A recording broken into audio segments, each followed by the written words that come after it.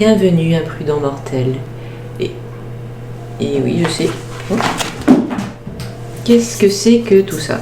Eh bien, il y a un rapport avec ma vidéo sur Blocula.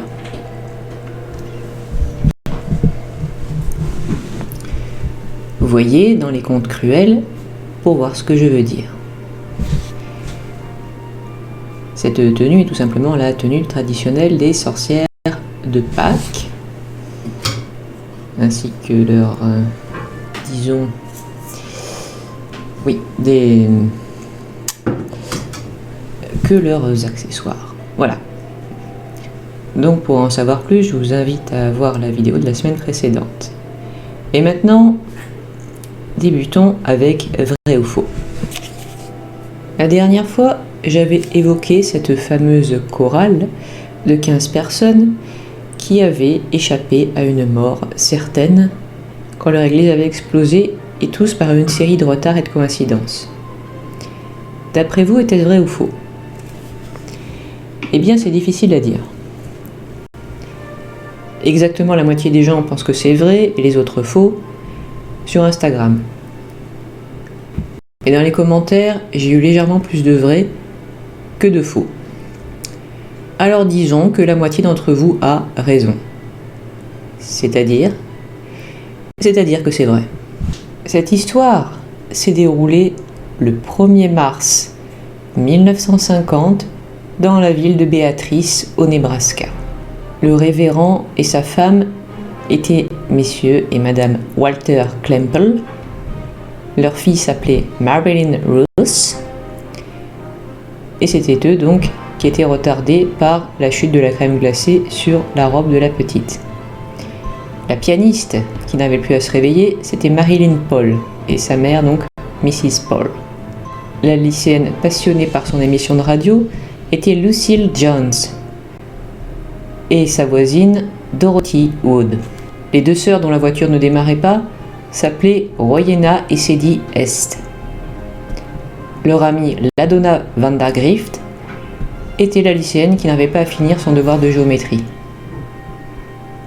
L'homme qui s'appliquait à finir une lettre urgente était Herbert Keefe. Et c'était en fait, non pas son époux, mais plutôt la femme qui devait aller voir sa mère en urgence, qui était membre de la chorale, Mrs. Schuster. Il y a différents témoignages à ce sujet. En tous les cas, sa mère était sur le point de partir pour une rencontre entre missionnaires. Et parce qu'elle avait besoin de l'aide de sa fille, Madame Schuster, c'est pourquoi cette dernière était en retard. L'homme dont la femme était en déplacement était Harvey Hall. J'ai dit qu'il avait discuté avec un voisin, mais en fait, les sources indiquent plutôt que ceux avec la discussion avait lieu, c'était leurs deux fils. Il semblait qu'il y avait des difficultés à les faire obéir, donc typiquement l'époux des années 50, qui est peu habitué à s'occuper seul de ses enfants. Enfin, Joyce Black était le nom de la femme qui était arrivée la première sur les lieux, après avoir tout simplement eu la flemme de sortir par le froid qu'il faisait. J'avais vu cette histoire, comme parmi celles qui étaient vraies donc, dans l'émission sur les légendes urbaines. Mais j'ai su aussi qu'elle faisait partie du sommaire de l'émission américaine Unexplained Mysteries, dont vous avez vu les images, et dont la culte émission française Mystère était une adaptation.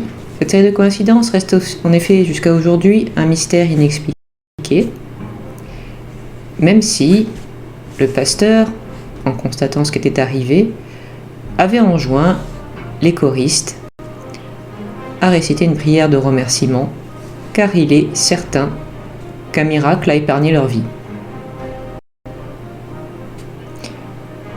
Cela prouve, semble-t-il en effet, que chacun d'eux possédait un ange gardien extrêmement musclé. Prêt à tout, ainsi que le veut la tradition, pour préserver leurs existences tant que leur dernière heure n'est pas venue. Continuons donc à tester votre perspicacité et dites-moi si cette histoire-là est vraie aussi, ou fausse. Elle est connue sous le terme de grand-mère volée. Voici comment elle s'est déroulée. Une famille américaine, les parents, leur fils, leur fille et la mère du père de famille sont partis en vacances au Mexique. Tout se passe bien pendant la semaine de vacances, puis vient le jour où il faut reprendre la voiture pour retourner aux États-Unis. Ils partent de bon matin, mais le trajet est assez long. Et à un moment donné, la grand-mère, qui est fatiguée, demande si elle peut s'allonger à l'arrière de la voiture, qui est une grande 8 places. On la laisse donc se coucher sur la banquette qui est le plus à l'arrière, et l'on repart. La grand-mère s'endort profondément. Puis, à quelques kilomètres de la frontière mexicaine, il faut s'arrêter sur une aire d'autoroute pour faire le plein. Tout le monde descend pour se dégourdir les jambes, et le père de famille ouvre la portière arrière pour questionner sa mère et lui demander si elle a envie de sortir aussi. Il n'y a pas de réponse. Le père s'approche, répète sa question plus fort, mais il n'y a aucune réaction. Il secoue sa mère par les épaules, d'abord doucement, puis de plus en plus fort, mais elle ne réagit toujours pas. Prise d'un doute, l'épouse, qui se trouve être aide-soignante, prend le pouls de sa belle-mère et son verdict tombe. Elle est morte. Morte brutalement dans son sommeil. Cette fatigue qu'elle ressentait était en fait le début d'un malaise. Peut-être un AVC foudroyant. La famille atterrée pleure pendant quelques minutes, puis au bout d'un moment, ils réalisent que ça ne sert à rien de rester là à se lamenter sur cette aire d'autoroute. Il faut réagir. Il faut rentrer aux États-Unis et hélas, y annoncer la mauvaise nouvelle et organiser des funérailles. Mais auparavant, il leur faut repasser la frontière, avec cette fois-ci un cadavre. Et à cause du témoignage d'un couple d'amis qui sont ambassadeurs, cette famille américaine sait que c'est une énorme galère quand cela se produit. Les douaniers vont poser des questions, ils vont ensuite déclarer le décès aux autorités. Les autorités mexicaines vont évidemment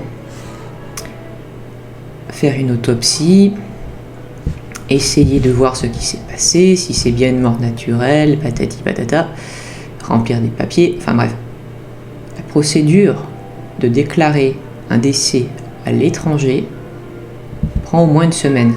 Le petit souci, c'est que cette famille n'a pas de quoi rester au Mexique encore une semaine.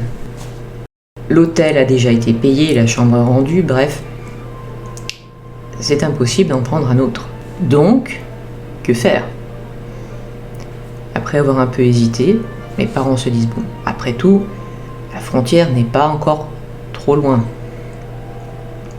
Quand nous passerons, cette pauvre grand-mère aura l'air encore de dormir. Elle ne ressemble pas beaucoup à une morte, parce que c'est arrivé très récemment.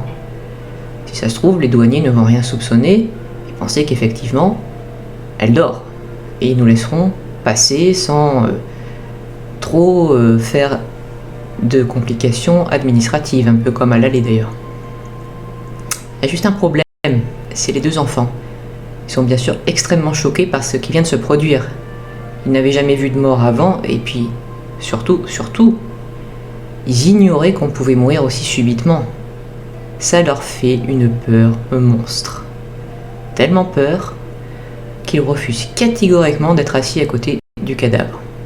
Ils ne veulent vraiment pas. C'est en vain qu'on cherchera à les raisonner. Les parents se décident à mettre le cadavre ailleurs, pas dans le coffre qui est plein à cause des bagages.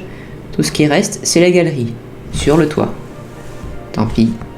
On enroule la vieille femme dans des couvertures, puis on l'attache sur la galerie du toit avec des tendeurs. Elle ressemble à s'y méprendre à un bagage, et avec un peu de chance, c'est cela que les douaniers vont croire. En se remettant bien que mal en route, et la famille arrive à la frontière, on leur demande s'ils n'ont rien à déclarer, ils répondent non, absolument rien. Comme prévu, les douaniers n'ont pas de doute. En voyant le chargement sur le toit, ils supposent qu'il s'agit d'un bagage ordinaire et ne demandent pas à le fouiller. Ouf. La famille peut donc repasser la frontière et poursuivre leur chemin puis vient l'heure de déjeuner. Sur une autre aire d'autoroute, mais américaine celle-là, la famille s'arrête, gare sa voiture, prend son pique-nique et s'installe sur une table de l'aire de pique-nique à quelques mètres de leur voiture qu'ils peuvent voir depuis la dite table. Mais sous le coup de l'émotion, on peut pas vraiment le juger là-dessus, sous le coup de l'émotion d'avoir perdu sa mère, le père de famille n'est plus très concentré. Il a oublié en fait carrément d'enlever la clé de contact quand il s'est arrêté et en plus de fermer sa voiture. Et personne n'a remarqué parmi les autres membres de la famille pour la même raison. Eux aussi, ils sont ailleurs avec tout ce qui vient de leur arriver. Et là, ce détail, il y a quelqu'un à qui ça n'a pas échappé. Brusquement, alors qu'ils sont toujours assis à la table de pique-nique, la famille médusée voit un homme arriver en courant vers leur voiture, se précipiter à la portière, l'ouvrir, mettre le contact, démarrer et rejoindre l'autoroute en trombe. Ils viennent de se faire voler leur voiture et la grand-mère avec. Oh. Donc là, il n'y a plus vraiment le choix. Le père de famille se décide à sortir son téléphone portable, à raconter tout ce qui s'est passé à la police. La police organise le retour de cette famille chez eux, puis ils entreprennent des recherches qui d'abord ne donnent rien. Le père de famille, embarrassé, avoue que un voleur ne lui a pas seulement pris sa voiture, mais sa mère, et explique ce qui s'est passé. Bon là, forcément, les recherches s'intensifient, mais une fois de plus, elles ne donnent rien. Jamais on n'a retrouvé ni cette voiture, ni le voleur, ni son contenu, et encore moins la grand-mère. Bien sûr, c'est étonnant, on suppose que cet homme n'avait aucun intérêt à conserver un cadavre quand il l'a découvert. Il a dû s'en débarrasser. Mais où? C'est resté un mystère. La pauvre femme pourrait avoir son corps absolument n'importe où, enterré dans un jardin, jeté dans une rivière, voire brûlé dans une chaudière. Cet infortuné père de famille n'a jamais revu le corps de sa mère et n'a pu lui assurer de funérailles décentes. Mais vous, qu'est-ce que vous en pensez? Cette histoire est-elle vraie ou fausse? Dites-moi ce que vous en pensez dans la section des commentaires. Pas besoin de longs discours, il suffit de simplement dire vrai ou faux si vous le souhaitez. Vous pouvez aussi voter sur Instagram, voyez le lien en description. J'espère que cette histoire vous aura intéressé, vous donne rendez-vous la semaine prochaine. Si vous voulez me soutenir, voyez le lien en description de Utip et Tipeee et du Ko-fi. N'oubliez pas de vous abonner, de mettre un pouce bleu, de commenter et de regarder sous votre livre en éteindre la lumière. Au revoir, imprudent mortel.